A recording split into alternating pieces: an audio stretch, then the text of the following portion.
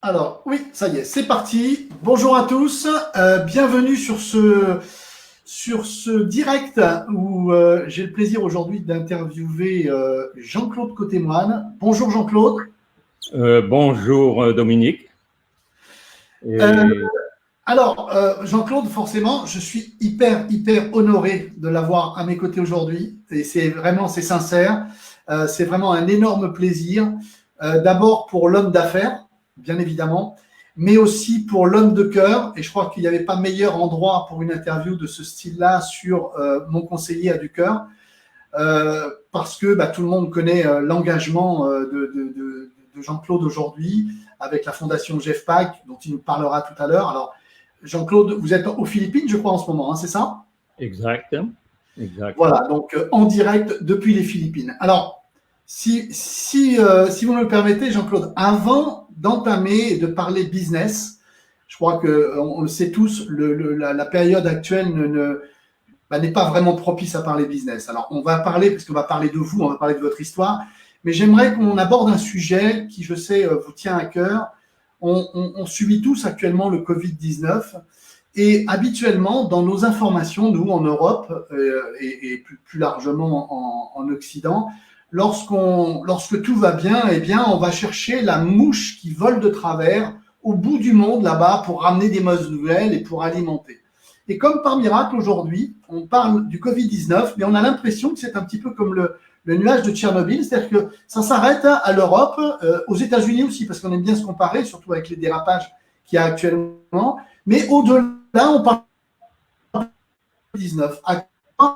À l'abri de ça.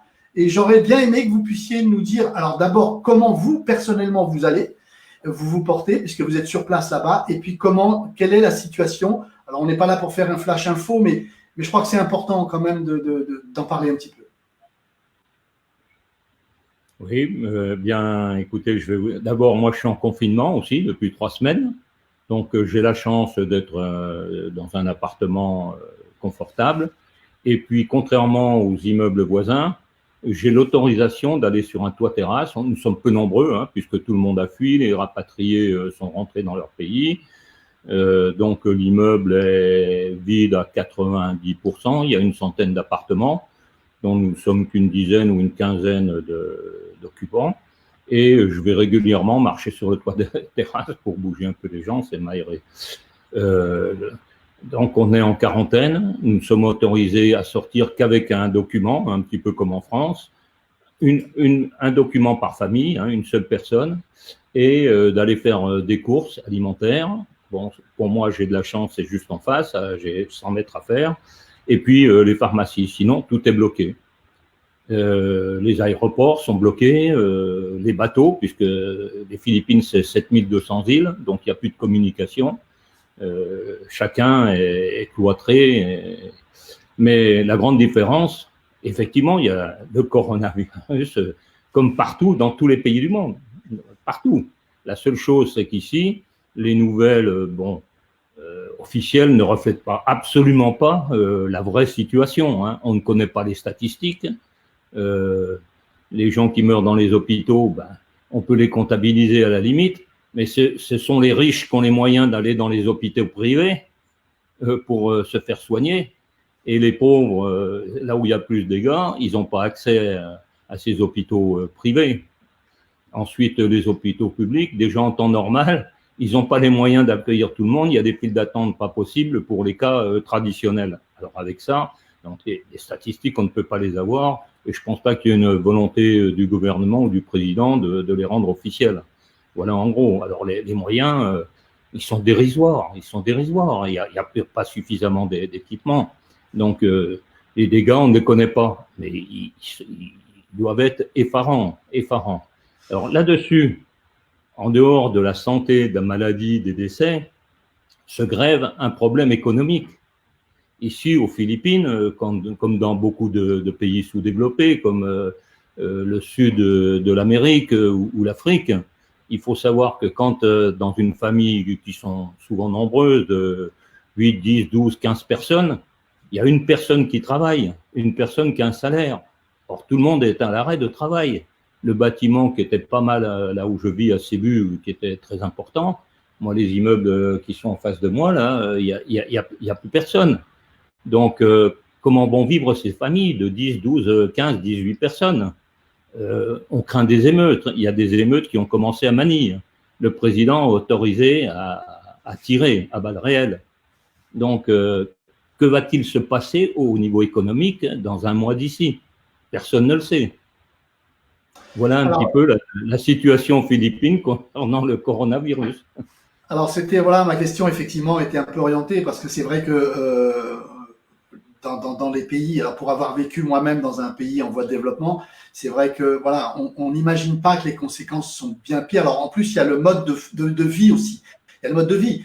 Quand je veux dire, vous êtes dans un appartement qui fait 140 mètres carrés, vous n'êtes pas dans une case en tôle avec 10 mètres carrés à coucher à 3 dans le même lit. S'il y en a un qui a chopé le virus, il l'a chopé, automatiquement, il va le donner à tout le monde.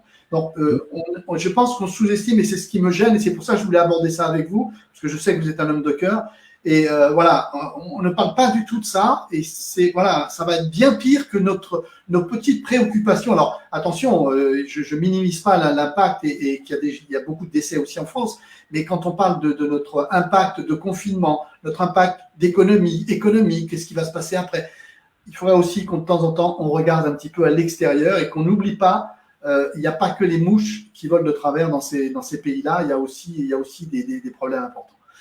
On va on reviendra sur votre engagement si vous le voulez, Jean-Claude. On va peut-être attaquer par l'homme d'affaires. Alors moi, je vous connais, je sais que énormément de gens vous connaissent, bien évidemment. Mais voilà, il se peut qu'il y ait des petits jeunes qui vous connaissent pas encore. Moi, je vous connais parce que j'ai travaillé chez Capifrance. J'ai travaillé avec vous. J'ai eu aussi le privilège de lire votre livre Paradimo. Et avant de vous laisser vraiment vous présenter, je voudrais simplement quand même poser une question qui me tarabuse depuis des années. Paradimo, est-ce que vous avez voulu faire, donc c'est le titre de votre livre, est-ce que vous avez voulu faire un rapprochement avec le paradis ou avec le paradigme? Peut-être les deux. Peut-être les deux. Je m'en doutais. Je vous laisse vous présenter, Jean-Claude, et voilà, on vous écoute. D'accord. Vous avez bien fait de souligner, là, et je l'oubliais, moi, c'est courant. Dans les bidonvilles que je vois, où je soutiens pas mal de bénéficiaires, effectivement, il faut savoir que dans 20, 25, 30 mètres carrés, ils sont une dizaine, une douzaine. C'est des matelas étendus par terre. Donc, s'il y a le virus, ça se propage à tout le monde. Donc, je reviens à votre question. Vous me posiez là au niveau. Alors, l'homme d'affaires, Jean-Claude Côté-Moine, vous présenter et puis faire peut-être un petit peu l'historique, Capifrance, peut-être même avant Capifrance. Vous avez la parole est à vous. Merci. Donc, si on veut connaître l'origine de Capifrance avec plus de détails, ça prendrait trop de temps, 1 heure ne suffirait pas, et sur ce sujet, je serais intarissable. Je voudrais remonter à mon enfance, pourquoi j'ai fait ci, pourquoi j'ai ouvert ma première agence immobilière, ma deuxième, ma cinquième, ma septième, pourquoi après, c'était plus l'argent, j'avais suffisamment pour vivre, pourquoi je voulais savoir jusqu'où je pouvais aller. J'ai créé la première franchise immobilière en France. Century 21 n'existait pas en France, La Forêt n'existait pas en France, et j'ai créé, ça s'appelait France Habitat. Et là, j'ai été victime d'un succès trop rapide, 65 franchisés en 2 ans, donc commercialement, c'est bien, mais je n'avais que 30 ans à l'époque, 30-32 ans, donc je n'avais pas l'expérience ni le vécu nécessaire.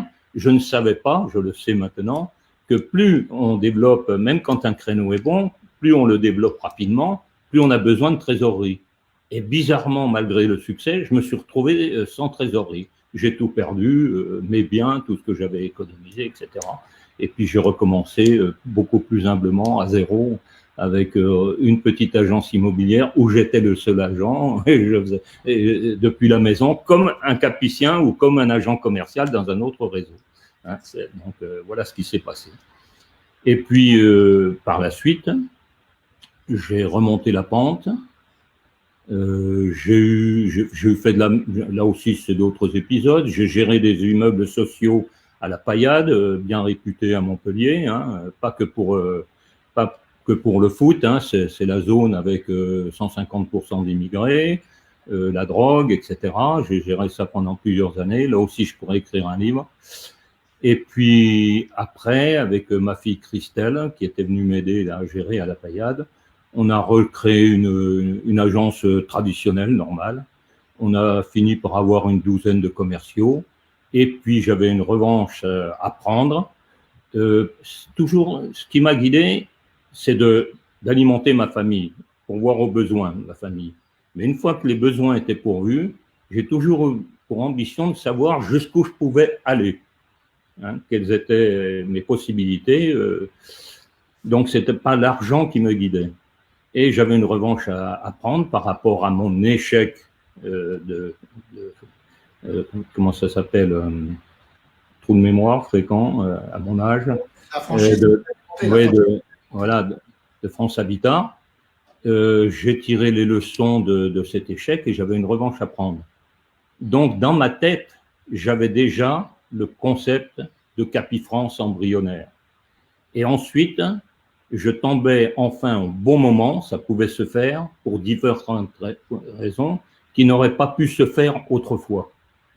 X années en arrière, quand j'ai monté ma première franchise immobilière, j'avais déjà flairé ce créneau. Et je m'étais renseigné auprès des préfectures. Et à cette époque-là, l'interprétation des préfectures, des syndicats professionnels et d'autres institutions était qu'avec une carte professionnelle, on ne peut gérer que des commerciaux de proximité. Sinon, vous ne les contrôlez pas. Donc, sur un autre département, c'est pas possible. Comme l'ont dit et comme le disaient certains syndicats professionnels ou confrères qui voulaient la peau de Capifrance au départ, ouais, ce sont des électrons libres qui sont lâchés dans la nature. Donc, 20 ans en arrière, 25 ans, je veux bien. Aujourd'hui, avec Internet, ce n'est pas vrai. Et effectivement, l'interprétation des textes a évolué. Je me suis renseigné. Et ce que je n'ai pas pu faire autrefois en créant ma franchise alors que j'avais aussi déjà cette idée-là, j'ai pu le faire parce que les préfectures ont changé de position. Elles ont admis, dans 90% des cas, comme j'ai fait des tests, 90% des réponses officielles ont été oui, on ne voit pas d'opposition à ce que le moment était enfin venu au niveau légal déjà. Et ensuite, très rapidement, et j'ai senti que la vitrine de l'agent immobilier, quand je dis vitrine, c'est ce qui va lui apporter des clients, hein. C'est la vitrine d'agent immobilier, surtout si vous êtes au pied d'une piste d'une station ou en bord de mer, plus les petites annonces traditionnelles. Avec la venue d'Internet, là, j'ai tout de suite senti qu'il y avait autre chose à faire et que c'est par Internet qu'on ferait nos ventes, du moins qu'on trouverait nos clients. Et là-dessus, on a lancé, j'ai continué ma petite agence que j'avais et en laboratoire, j'avais déjà créé Capifrance qui n'était pas encore homologué, inscrit à la chambre de commerce, etc. Mais j'ai divisé mes équipes, j'avais une douzaine de personnes. Il y en a 6 que j'ai senti suffisamment capables, autonomes et compétents pour pouvoir venir chez France Habitat, chez Capifrance, et qui s'appelait pas Capifrance au départ, qui s'appelait Sudimo, hein. On n'avait pas une ambition nationale. Ouais, ouais. Et l'autre moitié qui avait toujours besoin d'être assistée, comme je l'avais tout fait toujours dans mes agences, c'est-à-dire qu'il rabattait le client, mais il fallait que le soir, à 11h ou minuit, j'aille à la sortie de l'hôpital d'une infirmière pour concrétiser et signer le compromis de vente parce qu'il y avait encore de l'anxiété, etc. Donc, il fallait assister. Mes commerciaux n'avaient pas les compétences à 100% pour gérer de A jusqu'à Z comme le font les commerciaux indépendants maintenant des réseaux. Il y avait déjà cette grosse différence. Donc, je suis parti avec cette petite agence immobilière qui continuait à nous nourrir, ma famille et moi-même. Et puis, Capifrance, enfin Sudimo à l'époque, on s'est lancé. Et au départ, l'idée, elle était plutôt... c'était une super agence, la meilleure agence de Montpellier ou de l'Hérault, etc. Et je voulais louer des bureaux. C'est un concept qui existait au Canada et aux États-Unis. Au lieu d'être un centre d'affaires ouvert à tout le monde, c'est un centre d'affaires spécialisé pour les agents immobiliers. Chacun a son bureau. C'est le modèle actuel de certaines franchises qui reprennent ça de plus en plus, des genres de coworking. Ouais, voilà. Maintenant, on est arrivé au coworking. Mais à l'époque, moi, je pensais, tiens, je vais louer un bureau, puis ils seront à 2, voire 3 dans un bureau. Ils auront les photocopieuses en commun, la carte, cela, plus ma carte professionnelle.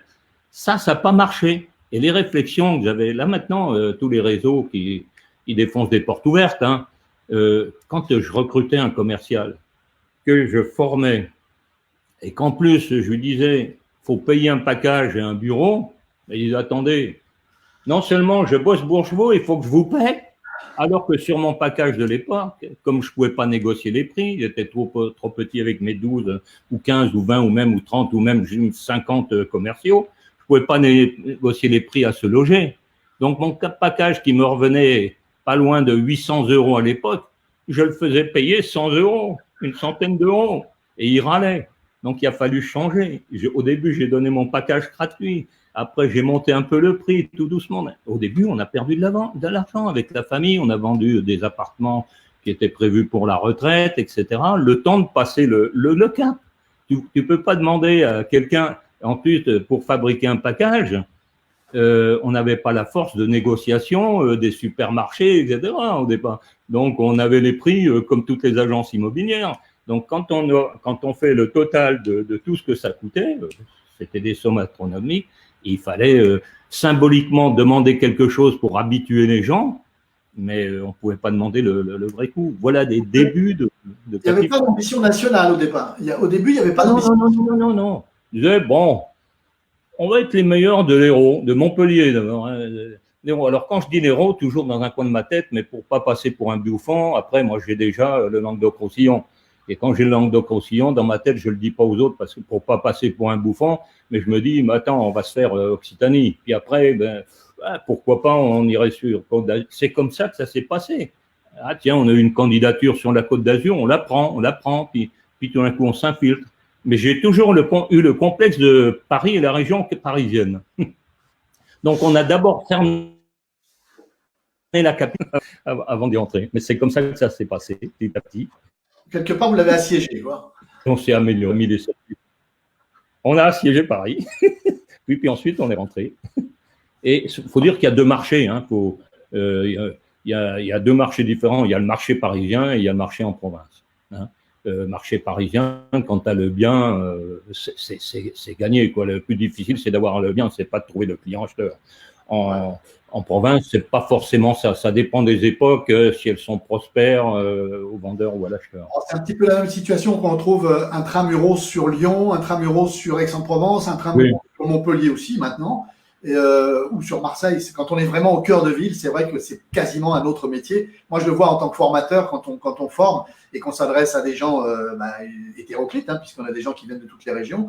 Et c'est vrai que bien souvent, on a un discours et on voit la personne, elle dit, mais attends, ça marche pas pour moi, quoi. C'est différent. Et je le conçois tout à fait. Et donc, belle aventure. Et qu'est-ce qui a été le plus difficile? Alors, vous nous avez parlé tout à l'heure des préfectures, de la loi, mais qu'est-ce qui a été le plus difficile? Où a été le plus gros affrontement de mémoire que vous ayez eu pour l'installation de ce modèle, en fait, hein, puisque c'est un modèle, puisque tout le monde s'en inspire aujourd'hui. Quelle a été la plus grosse bataille, ou la bataille qui vous a… Alors, la plus grosse bataille et celle qui vous a peut-être chagriné le plus? Alors, je pense pas qu'il y ait eu une bataille.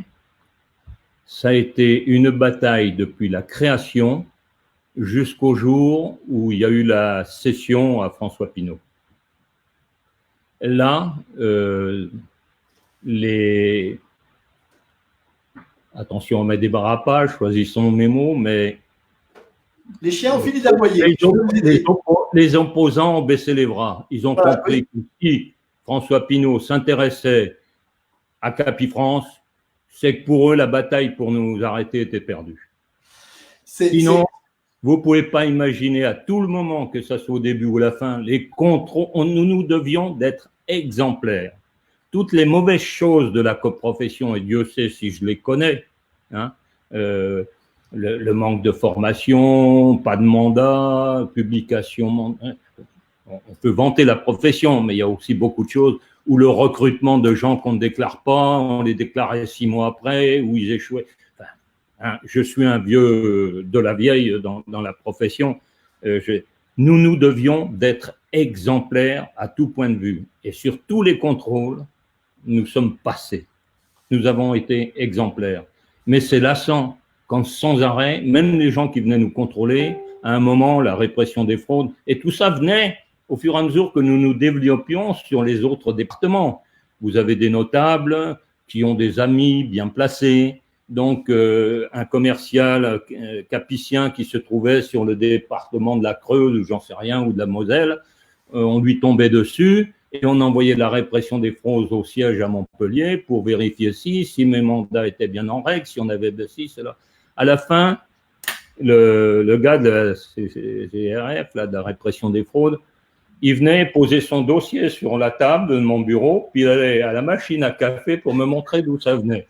Il était lassé, c'était du harcèlement, quoi. Du harcèlement. Vous êtes dans vos dérapages, moi j'aurais dit, voilà, les chiens ont fini d'aboyer, quoi. Donc quand Pinault a racheté, les chiens ont fini d'aboyer, et puis certains sont venus manger dans la gamelle d'ailleurs, mais bon, ça c'est autre chose.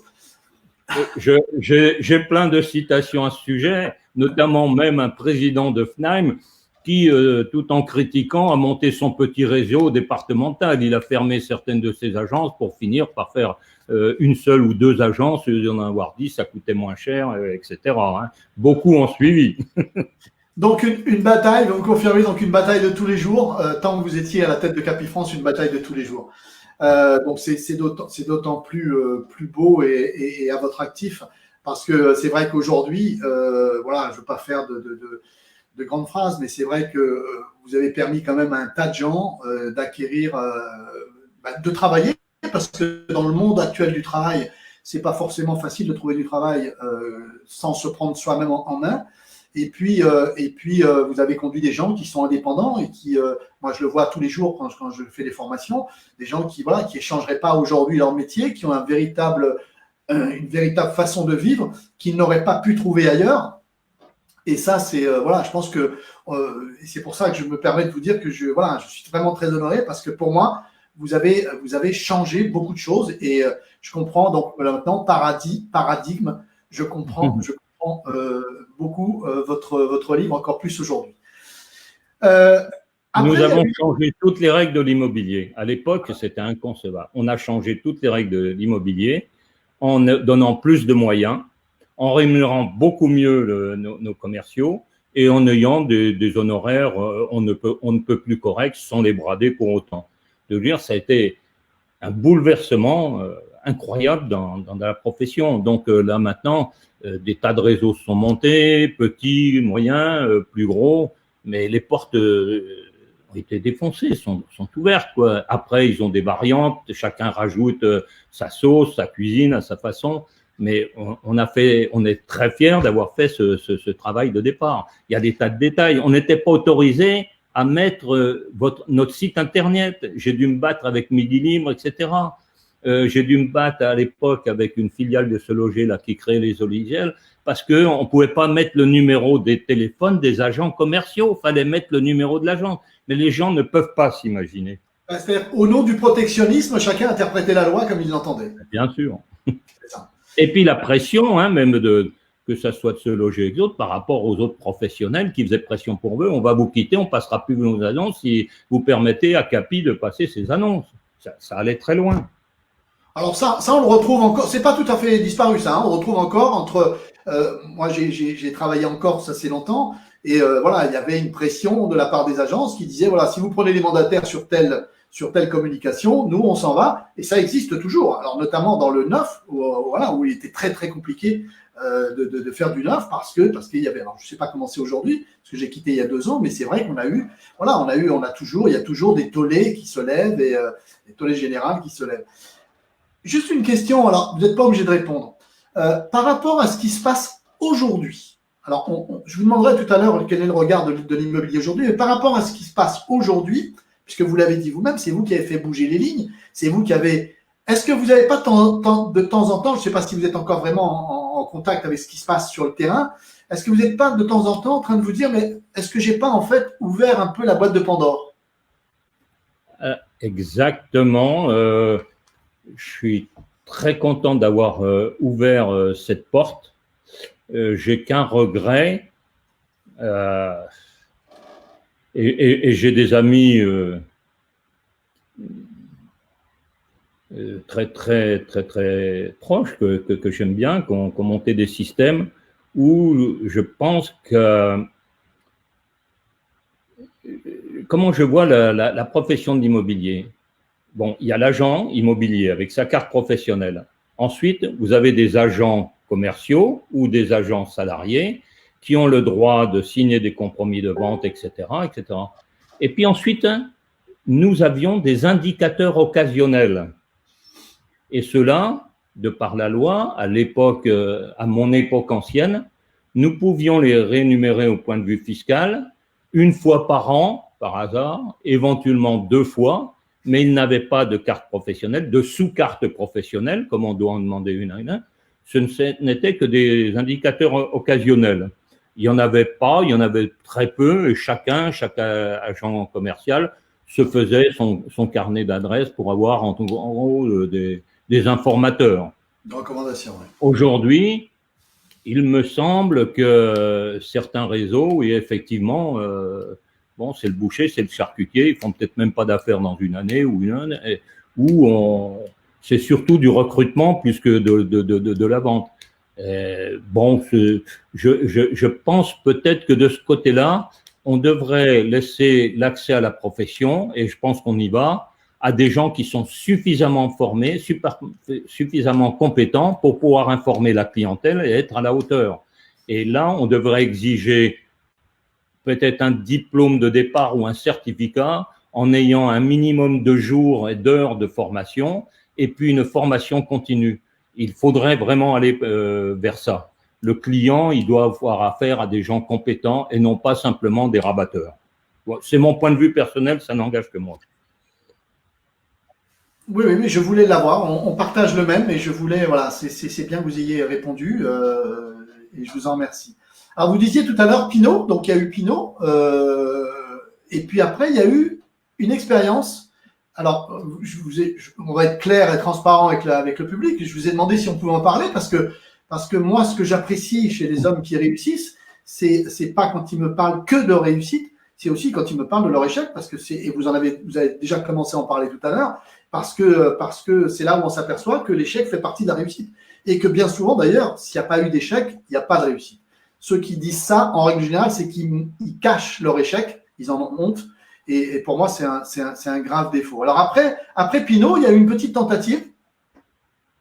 Oui, oui, tout à fait. Alors, je reviens sur ce que vous m'avez dit. Vous me ramènerez sur le sujet principal. Aux États-Unis, et Dieu sait, c'est pas un modèle pour toutes les choses, notamment au niveau du social aux États-Unis. Mais l'avantage aux États-Unis, quand vous avez des expériences, même négatives, mais un échec, quand vous demandez de l'argent à la banque, on vous prête parce qu'on dit on recommencera plus les mêmes bêtises. C'est pas du tout ça en France. Il faut tirer les conséquences de ces erreurs et ne pas les renouveler. Mais j'ai toujours rebondi et j'ai toujours retiré le positif de mes erreurs pour changer de stratégie. Pour la preuve, c'est que Capifrance, ça provient d'un échec 20 ans plus tôt de ce que j'avais lancé auparavant. Alors Boumimo, oui, j'ai lancé Boumimo parce que je voyais que chacun dans son coin, soit à titre de faire du business avec un nouveau concept, en se disant je vais monter un site internet, mais il aura ça de différent d'annonces immobilières, etc., de différent par rapport aux autres, mais une petite différence qui en réalité dans votre tête quand vous créez est fantastique, mais qui est insignifiante et qui va pas attirer ni les agents immobiliers ni les consommateurs à venir voir votre site, visiter votre site. Donc j'en ai vu tellement, y compris dans des syndicats professionnels. Quand j'ai fait des propositions, on souriait, on essayait de me pomper des idées éventuellement, et puis chacun partait dans son coin à vouloir son super site fédérateur, etc. Quand au début, le leader, c'était Se Loger. Et puis, Le Bon Coin a fini par détrôner Se Loger, même si Se Loger reste quelque chose de très efficace. Et vous avez 2 sites qui sont en position de monopole. Et si vous bâtissez quelque chose sur ces modèles, c'est impossible. Il faudrait des millions, pour pas dire des milliards, d'investissements et pour arriver à les détrôner. Ils sont assis et quels que soient les sites, on ne viendra pas à la cheville de ça. Donc, dans ma tête, je me disais, il y a quelque chose qui peut intéresser le public, le consommateur. C'est assez à la mode, ce sont les comparateurs de prix. Et il n'y a pas de comparateur de prix dans l'immobilier. Alors, comparateur de prix, mais un petit peu biaisé, hein, dans le sens que quand vous construisez un site, il y a une manière de le construire, et tout en respectant l'esprit et le titre du site comparateur, vous pouvez vous arranger pour que les annonces des agents immobiliers arrivent en premier avant qu'on aille chercher le produit le moins cher, hein, notamment quand un particulier le paie. Je suis parti sur cette idée. J'ai développé des outils remarquables, formidables. J'ai développé des outils aussi de travail comment ça s'appelle, des logiciels qu'utilisent les agents immobiliers pour mettre leurs produits, etc. J'ai développé en avant-garde justement, et à l'époque il n'y en avait pas beaucoup, des outils comment ça s'appelle, pour expertiser, pour évaluation de valeur, avec des paramètres. J'ai été entouré d'amis bien placés, d'experts, pour aller chercher des données, et j'avais même trouvé un moyen détourné d'aller à l'époque sur le site du fisc, etc. Donc tous ces outils-là, ça marchait. Mais j'ai oublié une fois à nouveau le caractère individualiste de la profession des agents immobiliers. Et de plus, j'ai rajouté quelque chose là-dessus, c'est que même si certains confrères me respectaient pour ce que j'avais créé et avaient même une certaine admiration, j'étais quand même le vilain mouton noir qui était venu foutre le pagaille dans la profession. Donc, en plus, derrière Boumimont, il y avait la famille Côté-Moine. Imaginez-vous, on ne va pas pactiser avec le diable. Donc, j'ai dû créer un call center pour, à l'arracher, agence par agence, et ça m'a coûté une fortune pendant 1 an et demi, à aller chercher, en proposant de passer des annonces gratuitement sur le site pour qu'il arrive à décoller, hein, vis-à-vis qu'on le connaisse, etc. Et ça m'a coûté une fortune, et j'arrivais pas à avoir l'adhésion de la profession. Mon arrière-pensée avec ma fille, c'était au minimum de donner au moins 50% aux syndicats et à la profession, aux adhérents, voire même à la fin de décrocher. On s'en est bien sorti, on est sorti par le haut en cédant à François Pinault, et en secret, on voulait faire ce cadeau à la profession pour qu'il y ait un troisième concurrent à Se Loger et au Bon Coin. Et puis un jour, pour différentes raisons que je ne peux pas étaler ici, on a baissé les bras, on a dit on va arrêter. Il faut dire qu'on y a laissé un bon million d'euros, hein. Et donc, mais pas dans les développements, hein. Les développements, etc., ça a coûté de quoi, 300 000, etc. Hein. Et le reste, c'est pour donner gratuitement la possibilité aux agents immobiliers de venir, d'adhérer, de rentrer et que le site arrive à décoller. Voilà, c'est un échec, ça a été une erreur. Nous avons été présomptueux alors qu'on partait pour une bonne cause supplémentaire. Vous m'avez posé la question, très peu de personnes savent en réalité ce qui s'est passé et quelles étaient nos intentions. Alors Boumimo, moi à l'époque j'ai passé mes annonces sur Boumimo effectivement, mais c'est vrai que c'est un site qui a jamais décollé. Est-ce que vous pensez qu'aujourd'hui cette idée pourrait être reprise par quelqu'un, ou est-ce que on n'est pas encore mûr? Est-ce que vous pensez qu'il y a une évolution à ce niveau-là? On a vu le site Galicie, par exemple. Je suis un idéaliste. J'ai toujours été un rassembleur. J'ai toujours rêvé, alors que ça ne me concerne pas, que d'abord les 3 grands syndicats fassent une fédération qui les couvre, qui crée un seul site internet. Et puis une manière différente. Je l'ai proposé même à l'ANPI, non, l'ANPI, pas l'ANPI, le site des annonces des mandats exclusifs, là. La MEPI? La MEPI, etc. Bon, on m'a souri, on m'a reçu, poliment, etc. Mais j'étais l'ennemi, j'étais le mouton noir, voilà. Il y avait un respect, mais bon, j'étais un emmerdeur. Donc, il fallait pas pactiser. Et si, le plus beau, c'est qu'en secret, que ça soit dans certains syndicats ou à la MEPI, etc., j'avais des partisans, mais qui n'osaient pas ouvrir le bec, de peur de se faire repérer, eux aussi, comme mouton noir ou au moins comme mouton gris. Voilà. Donc, des fois, on a le tort d'avoir raison trop tôt. C'est ça, c'est ça. Hein. Non, mais ce qui est intéressant dans votre parcours, c'est que voilà, ça montre à tous ceux qui sont là, qui ont du cœur aussi, hein, parce que s'ils sont là, je pense que on vient pas sur ce groupe par hasard. Bah, ça montre qu'on peut avoir du cœur, mais il faut quand même avoir l'esprit combatif. C'est pas parce qu'on a du cœur. Souvent, c'est un petit peu, c'est l'image qu'on veut donner des gens qui ont du cœur. C'est-à-dire qu'on veut, celui-là, c'est un, voilà, comme on dit par chez nous, c'est un mouligas, c'est quelqu'un qu'on va. C'est pas ça du tout. Avoir du cœur, c'est pas ça. Avoir du cœur, c'est aussi savoir se battre pour ses idées. Vous me confirmez ou pas? Bien sûr. Ah, sûr. Il faut se battre. Et quand on se bat, qu'on réussit, on a plus de moyens pour aider les autres. C'est ça, exactement. Voilà. Aidons-nous pour pouvoir aider les autres. Aidons-nous d'abord. Et d'ailleurs, c'est un petit peu dans le schéma que vous avez construit. C'est-à-dire, d'abord, je pense à ma famille, je construis et je mets ma famille à l'abri. Et ensuite de ça, je vais pouvoir faire. C'est une notion qui est importante, que les gens, par pudeur, osent pas dire, osent pas donner. Mais je veux dire, il n'y a que ça qui existe. C'est le fondement même. Pour aider les autres, il faut être bien soi-même. C'est évident. C'est évident. Votre regard sur l'immobilier aujourd'hui, alors quand je dis regard, vraiment au sens large du terme, la position du particulier, la position de la profession, est-ce que vous trouvez qu'il y a encore et toujours un manque de professionnalisme de la part de ça? Alors, on cite pas, on n'est pas dans la cité des réseaux, on parle en général.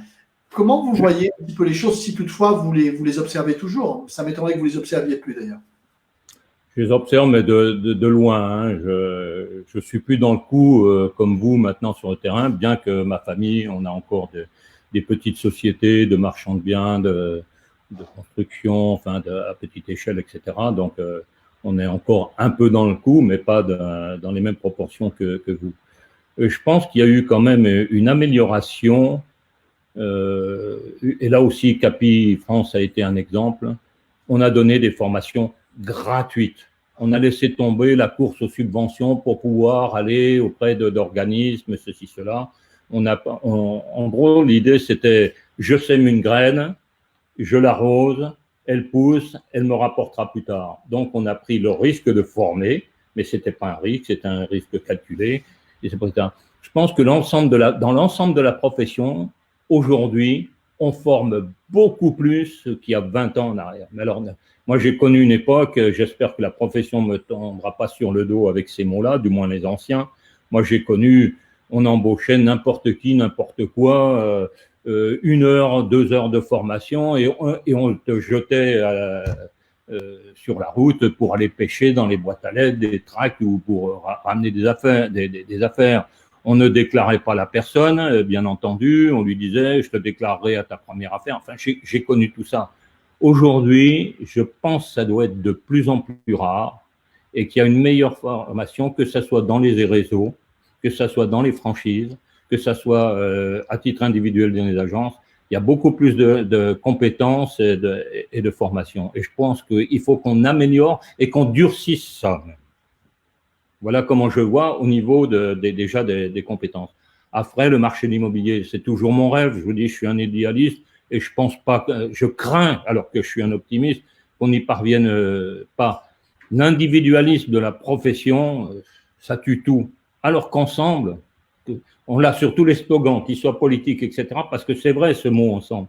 Ensemble, on peut faire des choses formidables. Si la profession se groupe, mais vous vous rendez compte, les compétences, le savoir-faire et aussi tout l'argent que ça représente.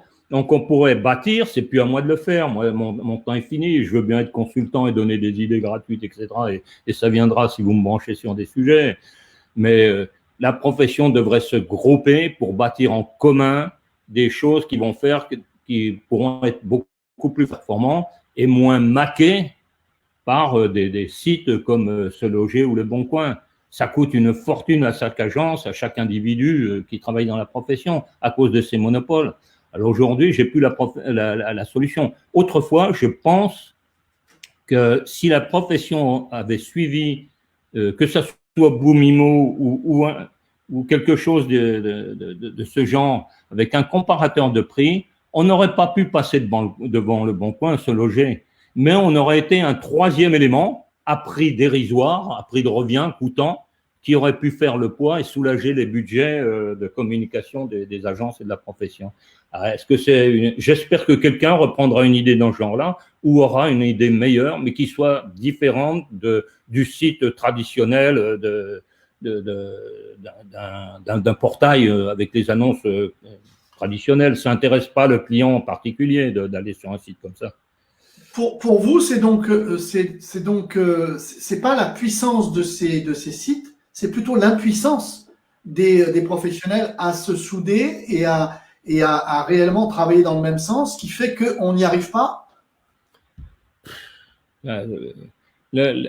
En apparence, dans les beaux discours, bon, j'ai humblement fui le milieu des syndicats, des invitations des banquiers, etc., pour me consacrer à bosser sur le terrain avec ma petite agence, puis même après avec la PFA. Il y a un moment, je ne pouvais plus rester dans mon coin. Il a fallu que je passe dans le cours supérieur parce que j'avais beaucoup de contrôle, j'avais beaucoup d'ennemis, etc. Donc, je me suis dit, mieux vaut hurler avec les loups. Et je me suis contraint à rentrer dans ce milieu. Et là, j'ai rencontré des gens bien éduqués, qui parlent très bien, qui parlent d'éthique, etc. Il y en a une certaine, mais c'est quand même pour beaucoup, chacun pour sa peau. En action, c'est pas forcément ça. C'est chacun pour sa paroisse. Et même, ça n'engage que moi là aussi, même au niveau syndicat, il y a 3 grands syndicats, il y en a peut-être d'autres aussi plus petits. Il faut fédérer tout ça. Il faut fédérer tout ça. Et puis ensuite, utiliser l'argent au bon endroit. Un logiciel de transaction immobilière, ce sont les syndicats qui devraient le délivrer. Il devrait être ultra performant. Tous les outils devraient être fournis par les syndicats. Quitte à ce qu'ils sous-traitent à des sociétés privées, etc. Mais quelle forme? Et surtout, ce fameux site Internet dont le modèle, je ne le connais plus. C'est à quelqu'un d'avoir de l'imagination pour que ça plaise non pas à l'agent immobilier, mais que ça plaise au client pour qu'il ait envie de venir regarder. Puisque ce qu'il faut, c'est qu'il y ait des remontées, des contacts et des acheteurs qui soient fournis aux professionnels de l'immobilier. Donc, les petits sites individuels, bon, si, il faut que chaque agence ait son site quand même Internet, ça c'est vital. Mais après, il faudrait tous les reprendre et les connecter à un site central. Voilà, c'est des idées à suivre. Alors, ma question, vous me faites réfléchir et je vous remercie de partager votre avis sur tout ça. Est-ce que vous ne pensez pas que si on doit bouger les lignes, je réfléchis en même temps que je parle, par rapport à ce que je vois et je constate aujourd'hui par rapport à la situation de crise dans laquelle on est, on voit un effacement des différences, des noms de réseau. On voit que les négociateurs eux-mêmes, ce groupe en est la preuve, mais il en existe d'autres aussi. Je vois que ce sont les négociateurs qui comprennent que, en fait, contrairement à ce qu'on leur dit, parce qu'il y a ça aussi, on véhicule l'image que chacun dans son coin. Moi, j'ai connu, je citerai personne, mais j'ai connu des réseaux qui prônent l'interagence, mais surtout à l'intérieur de l'agence, pas avec les autres. Donc, est-ce que ce mouvement et cette réussite à faire bouger les lignes, elle pourrait pas venir justement de la base, c'est-à-dire des négociateurs eux-mêmes qui pourraient peut-être se mobiliser un peu plus que ce qu'ils font, et puis toujours pareil, de toute façon, on le sait, hein, dans tous les domaines, on est dirigé toujours par une minorité. Si la majorité se bouge, au bout d'un moment, cette minorité, il va bien falloir qu'elle comprenne les choses. Est-ce que vous ne pensez pas qu'il y aurait peut-être une carte à jouer à ce niveau-là? Tout à fait. On a connu ça chez Capi, puisque beaucoup voulaient la peau de Capi France. Il y avait des interdictions de la part de certains professionnels traditionnels, vitrés, comme on dit, avec vitrine, plus certaines franchises. On leur disait, ouais, il faut collaborer d'abord, et même je le dis, on commence par collaborer dans son réseau, c'est normal. Mais au-delà du réseau, il faut collaborer. Mais là, on interdisait de collaborer avec des agents de Capi France. Or, malgré cette interdiction, moi, j'ai plein de capiciens et de capiciennes qui venaient me dire « mais j'ai fait une affaire avec tel réseau, j'ai fait telle affaire avec telle agence immobilière, etc. » Malgré les interdictions, les commerciaux sur le terrain commençaient de plus en plus à collaborer entre eux. Et aujourd'hui, c'est évident qu'il y a beaucoup de collaborateurs de différentes agences ou de réseaux ou de franchises qui collaborent entre eux. L'exemple vient de la base et finit par forcer en haut, qui est beaucoup plus allergique. Là, je suis 300% d'accord avec vous. C'est par la base qu'il faut y aller et puis forcer les têtes à y venir. Écoutez, ça sera une bonne réflexion à mener. Hein. J'espère qu'on a beaucoup de. Je vais pas regarder, hein, parce que j'ai du mal à gérer la technique et en plus c'est tellement passionnant que j'ai un petit peu de mal à faire les deux à la fois. Mais voilà, j'espère que cette interview permettra de faire bouger les gens et de comprendre que voilà, il faut peut-être qu'on se prenne en main et que si on veut aller vers un modèle, vers ce paradigme justement, hein, mettre en place ce paradigme, peut-être que c'est à nous de bouger. Et c'est à nous de continuer ce qui se passe actuellement. Parce que sincèrement, monsieur Côté-Moine, je peux vous assurer qu'actuellement, moi, en tant que formateur, je travaille pour plusieurs réseaux et donc je vois beaucoup de gens différents. Aujourd'hui, j'ai l'impression que tout ça s'efface. Il y a vraiment voilà, une envie d'être ensemble, d'être dans la. On fait tous le même métier, on fait tous le même job, on a tous envie de s'aider. Il y a beaucoup d'initiatives. Honnêtement, j'ai jamais vu ça, dans aucun domaine d'ailleurs. Il y a énormément d'initiatives. On a l'impression qu'il y a des barrières qui sont tombées. Ma seule crainte, c'est que moi, je suis un peu fataliste et je dis que si Covid-19 est là aujourd'hui, c'est pas par hasard. En tout cas, je trouverais tellement idiot qu'on ait subi tout ça parce que à notre échelle, on subit tous quelque chose, qu'on ait subi tout ça pour rien. Et voilà, ma seule crainte, c'est que les choses repartent et qu'elles repartent même de plus belle. Ça serait la pire chose qui puisse nous arriver. Et je pense que, alors ça c'est mon avis personnel, on risquerait de le payer très cher par la suite. En tout cas, voilà, je pense que c'est une bonne occasion pour réfléchir réellement aujourd'hui et peut-être partir sur de nouvelles données et puis un nouvel élan qui puisse corriger nos erreurs du passé. Toujours pareil, hein, c'est quand le train s'arrête qu'il peut reprendre sa vitesse normale. Une fois qu'il s'est emballé, il s'est emballé.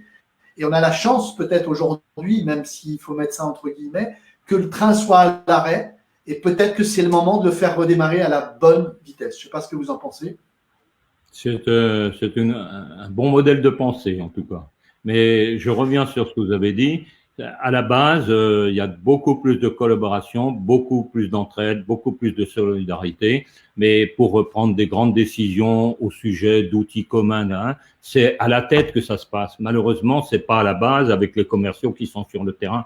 C'est au-dessus. Et c'est à eux de convaincre leurs patrons, leurs directeurs généraux, etc., de réfléchir peut-être davantage sur la question. Merci beaucoup. Alors, il y a des questions, mais je ne sais pas si… voilà, on me demande votre position. Qu'est-ce que vous pensez de l'après-Covid-19, par exemple? De l'après-Covid-19 au niveau impact, voilà. Mais bon, comme vous êtes un petit peu… Économique, voilà. Impact économique. Là, je suis pas devin, mais l'enseignement que j'en tire à travers mes 77 années derrière moi, c'est que on passe tout. L'humain, il se bat, on prend le dessus, mais c'est certain qu'aussi sur le côté de la route, il va y avoir des dégâts. Mais après un certain temps que je ne connais pas, 1 an, 2 ans, on repart plus fort. Mais il va y avoir quelques dégâts, c'est sûr. Et c'est vraiment spécial, hein, ce coronavirus. mais dans des proportions moindres. À chaque fois qu'il y a eu des crises immobilières, il y a moins de commerciaux, donc les moins forts tombent. Les moins fortunés aussi, parce qu'on a beau être bon, quand on sait pas gérer son budget, qu'on n'a plus de pognon, ben là aussi. Et dans votre profession justement d'agent commercial, il faut savoir gérer son budget. Donc il y aura peut-être un petit peu moins si ça se passe comme les autres fois, mais ça repartira de plus belle. On passera le cap. Hein, c'est inévitable. Mais il va y avoir des changements de stratégie, alors pas forcément dans l'immobilier, dans l'économie. Effectivement, maintenant, peut-être que les gens ont peur de de partir en croisière. Le tourisme, la France est le premier pays du monde au niveau tourisme, mais les avions, voilà, Air France a du plomb dans l'aile. Personne ne peut le mettre, mais on passera le cap. Et puis ensuite, je me suis jamais fait de soucis, moi, quand il y a je me dis, il y a des politiques. Ils sont tous dans le même merdier. Donc, ils vont nous trouver des solutions. On ne peut pas peser le bilan de toute la planète. Donc, ils vont trouver même des trucs artificiels et ils vont au moins repousser le problème à 20 ans ou 30 ans plus loin. Donc, on s'en sortira. Hein. C'est ce que je me dis. Voilà, de toute façon, a-t-on d'autres choix? Ça, c'est la première question qu'on peut se poser. A-t-on d'autres choix que de s'en sortir?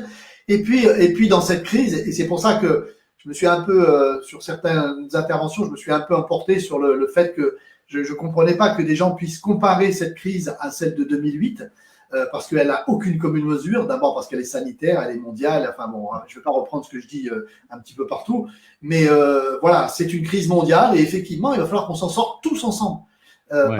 parce qu'on n'a pas de choix. On est tous dans la même galère et il va falloir qu'on s'en sorte. Alors justement, on est tous dans la même galère, oui et non. On va peut-être rebondir et revenir sur ce qu'on disait au début de cette interview et reparler de votre engagement, justement. Je pense que c'est le bon moment puisqu'on arrive pratiquement à la fin de cette interview. Reparler de votre engagement parce que ça me semblait important, vous connaissant, de vous laisser aussi la parole là-dessus, savoir un petit peu ce que vous faites aujourd'hui, pourquoi vous vous battez, et puis pourquoi pas nous passer un petit lien sur lequel on pourrait aller voir un peu plus ce que vous faites, et puis pourquoi pas, voilà, si on peut récolter et vous aider à récolter un petit peu d'aide, pourquoi pas. Je pense que c'est le but aussi de mon conseiller du cœur. Donc voilà, l'antenne vous est ouverte et on voudrait savoir maintenant ce que vous faites en dehors de l'immobilier. Merci. Mais écoutez, je réalise un autre rêve que j'avais dans ma jeunesse. J'avais fait plusieurs paris. D'abord, c'est d'essayer de réussir professionnellement, de subvenir aux besoins de ma famille, et puis aussi par sensibilité, par mon éducation. Ma mère, ça explique peut-être cela, qui était directrice d'une école privée catholique, etc. Les enseignements que j'ai reçus. Et puis, mais ça suffit pas. Et aussi ce que vous avez reçu génétiquement ou dans votre cœur. Hein, bon, j'étais assez sensible. Donc, je voulais aider les autres, être utile aux autres. Donc, quand j'en ai eu l'occasion, tout en donnant priorité à ma famille, au mien, mais accessoirement, quand j'ai eu l'occasion de faire du bien, dans mon parcours, de ma vie personnelle ou professionnelle, j'ai essayé de le faire. Et je m'étais dit que quand tout cela serait passé, peut-être même avant que je sois à la retraite, et en tout cas quand je serai à la retraite, si j'étais toujours en bonne santé, là je consacrerai énormément de temps à des causes humanitaires, à des gens qui sont malheureux, que ça soit en France ou ailleurs, mais je pensais beaucoup à l'ailleurs parce que c'est pas pour minoriser les gens qui souffrent. D'abord, en France, on souffre avant tout, numéro 1, de solitude. Ce qui n'est pas le cas aux Philippines, malgré la misère qui est 10 fois supérieure, on ne souffre pas de solitude. Il y a la famille, il y a le clan, il y a le soutien, etc. Donc, je rêvais de ça en cédant à François Pinault, au groupe François Pinault, 2 ans d'accompagnement. Après, j'ai eu ma liberté et en plus, j'ai eu des moyens financiers. Donc, c'est là que je me suis lancé sur des causes humanitaires, notamment en France, avec différentes associations, et surtout la fondation de l'Abbé Pierre, du moins au niveau de Montpellier, etc.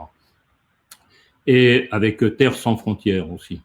Et puis après, comme la plupart d'entre vous le savent, j'ai connu les Philippines et j'ai voulu y revenir parce que j'aime cette population dont la majorité de cette population est très pauvre, dont 40% vivent dans des bidonvilles insalubres. Et ce qui m'a vraiment apparu comme quelque chose d'exceptionnel, c'est que ces gens-là, malgré leur misère, sont toujours souriants, optimistes, et ce sont eux qui vous remontent le moral quand vous avez des problèmes. Ça paraît incroyable. Ils ne savent pas s'ils pourront manger demain, mais ils sourient. La maman qui a un cancer, elle est condamnée, mais elle continue à sourire. Elle n'a pas l'argent pour se faire soigner, alors qu'en France, elle serait prise en charge. Elle a un cancer du sein, là, elle n'a pas les moyens d'aller se faire soigner. Donc, vous revenez l'année d'après, quand je revenais aux Philippines, ben, elle n'était plus là, cette maman. Et ça, des exemples dans cette journée. Ces gens-là sont accueillants, souriants, gentils, et il y a une misère terrible que j'ai pu constater. Donc, je me suis promis d'y revenir, c'est ce que je fais là maintenant. J'avais fondé en 2015 la Fondation Côté Moine pour chaque année l'alimenter financièrement avec des dons de ma famille et de moi-même. Et ensuite, j'ai créé GEFPAG en 2016, je crois. Alors, Fondation Côté Moine, je crois que c'était 2013, et Fondation GEFPAG, c'est en 2015 ou 16, oui. Et là, effectivement, j'aide surtout des gosses qui vont pouvoir faire des études. Pourquoi? Aider un gamin dont la famille n'a pas les moyens d'envoyer à l'école, puis après au collège, et puis après des études supérieures. Si vous le prenez en charge, il va avoir une belle situation, il va avoir un diplôme. S'il a un diplôme, il a un job, en principe correctement rémunéré, et il va aider 20 personnes là derrière, puisque il y en a qu'un qui bosse par famille, en principe, quoi. Il n'y a pas suffisamment d'emplois, de qualifications, etc. Donc, on s'est basé là-dessus. Maintenant, il y a plein d'autres choses qu'on fait. Effectivement, quand il y a des urgences, des gens qui vont mourir, on intervient. On est, je dirais, multipurpose. On vient ensuite en appui à beaucoup de fondations, de grandes fondations. Alors, nous, on est de toutes petites fondations, hein, mais très appréciées. Nous sommes très connus sur Cebu et aux Philippines et à l'ambassade et au consulat, parce que nous venons en appoint de budget à des grosses associations comme Enfants du Mekong, Enfants d'Asie, Water and Life qui amène l'eau dans les bidonvilles, etc. Et des fois, ils sont limités en budget. Et la réaction, ce sont des ONG françaises. Et où il n'y a plus de budget en France, ou avant qu'on prenne la décision, ben c'est pas possible. Où il y a des incendies permanents ici. On s'est spécialisé sur faire venir des conteneurs de matériel de France, mais il faut payer la douane, il faut payer le transport, etc. Donc, on vient en complément à plein de ONG françaises super organisées, super efficaces, qui ont tout le staff et les volontaires possibles, alors que nous, on n'en a pas autant. Mais on vient en appoint et du coup, on est sacrément utile. Vous avez la réactivité de toutes ces grosses ouais. Voilà, qui sont. On a la réactivité par rapport à ces grosses machines. Voilà. Il faut attendre le budget prochain. Voilà. Voilà. Ouais, c'est toujours le problème des grosses structures gérées par des dinosaures en règle générale. Bien, bah écoutez, est-ce que vous avez… Je lance un appel, hein, d'ailleurs au niveau de tous les réseaux, au niveau de tous les professionnels individuels, etc. Ben, si vous voulez, je comprends que vous avez votre job, vous êtes comme moi par le passé, il faut vous nourrir, faut nourrir votre famille, donc c'est prioritaire, mais accessoirement, et comme vous n'êtes pas libre pour être volontaire, je ne vous demande pas de venir m'aider sur le terrain, mais si vous donniez que 5 €, un maximum 10 € sur chacune de vos ventes, ça ferait un budget terrible pour la Fondation Côté Moine, qui pourrait sauver des vies et peut donner un meilleur futur à des gens qui vivent dans des bidonvilles. Donc oui, c'est un appel à toute la profession, et plus particulièrement aux Capiciens, hein, et ça se fera probablement par l'intermédiaire de la direction de Capi, qui était sur le point de vous délivrer des messages, etc. Mais le coronavirus a tout bloqué. Donc, souvenez-vous de ça. Je vous appelle pour aidez-moi à les aider. Aidez-moi à les aider. Alors, on mettra un petit post sur le groupe spécialement dédié à ça. Vous dites Capicien, ex-Capicien et toute la profession. Toute la profession. De l'interagence à ce niveau-là, il n'y a pas de souci. On vous y autorise. Ça, c'est le premier point. Deuxième point, je rajouterai simplement qu'effectivement, ce discours, donner 5 euros, donner 10 euros, c'est rien, on l'entend à longueur d'année. Sauf que là, vous avez eu l'interview de Monsieur Côté-Moine. Beaucoup le connaissent, donc vous savez très bien où partira votre argent et surtout comment il sera utilisé. Je ne pense pas qu'on puisse rayonner comme l'a fait Jean-Claude tout au long de cette interview et derrière agir autrement. Donc, vous êtes sûr que votre argent sera entre de bonnes mains et qu'il ira directement aux enfants. Donc, voilà, moi, c'est le message que j'aimerais faire passer. On mettra dans l'après-midi ou demain matin au plus tard. Enfin, envoyez-moi le lien, Jean-Claude, que vous voulez que je mette. Le nom de l'association, c'est JEFPAG, J-E-F-P-A-G. C'est bien ça? Oui, oui, c'est fondation-JEFPAG. Et là, vous allez tomber sur le site où là, je suis sur le terrain aux Philippines. Mais attention, pour les dons, ça passe par Fondation Côté-Moine. Fondation Côté-Moine. Disons que l'argent arrive à Fondation Côté-Moine et est renvoyé à JEFPAG. Et du coup, ça permet de défiscaliser officiellement 66% de votre don. Si vous donnez 10 euros, en réalité, ça vous revient à 3 euros. Très bien. Bah, écoutez, j'attends le lien pour le mettre sur le site. Est-ce que vous vouliez rajouter quelque chose, Jean-Claude? Ben non, sinon ben, je suis content de m'adresser à tous mes confrères. Vous savez que j'ai une ouverture d'esprit, je suis pour l'ensemble de la profession, pour qu'elle s'élève, pour qu'elle soit meilleure. Et puis surtout, je suis tellement content que vous ayez pris l'initiative de dire mon conseiller du cœur. Et en plus, hein, sur le côté pratique, en plus que ça soit naturel, vous ne pouvez pas imaginer le nombre d'affaires que j'ai pu réaliser à des gens à qui j'ai rendu service, alors qu'au départ, je n'avais pas d'arrière-pensée. Et ensuite, chez Capi, j'ai des exemples, parmi le tiers des meilleurs, très souvent, c'est des gens qui rendaient des tas de services, qui étaient à l'écoute des problèmes des gens, qui arrivaient à résoudre des problèmes de gens, mais qui n'avaient rien à voir avec la profession d'agent immobilier. Mais vous fidélisez indirectement, même sans le vouloir, ça pourrait devenir une méthode, si vous étiez vraiment intéressé uniquement par ce côté-là. Mais j'espère que non. Mais quand vous avez naturellement du cœur, eh ben, ça se ressent aussi dans votre profession et les gens le ressentent. Donc, soyez ouverts, soyez à l'écoute et faites du bien autour de vous, ça vous sera rendu un jour. Jean-Claude, la porte est ouverte quand vous voulez, d'accord, pour intervenir. Quand vous voulez pour partir en formation avec moi, parce qu'on a à peu près le même discours, donc ça serait bien qu'on soit deux à le dire. Je serais peut-être un peu plus audible. En tout cas, un grand merci. Portez-vous bien, faites attention à vous parce que effectivement, c'est un pays qui est encore plus en plus à la merci du Covid-19.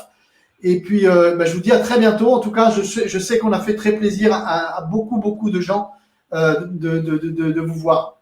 Merci beaucoup, Jean-Claude. C'est moi qui vous remercie. Portez-vous bien. Au revoir.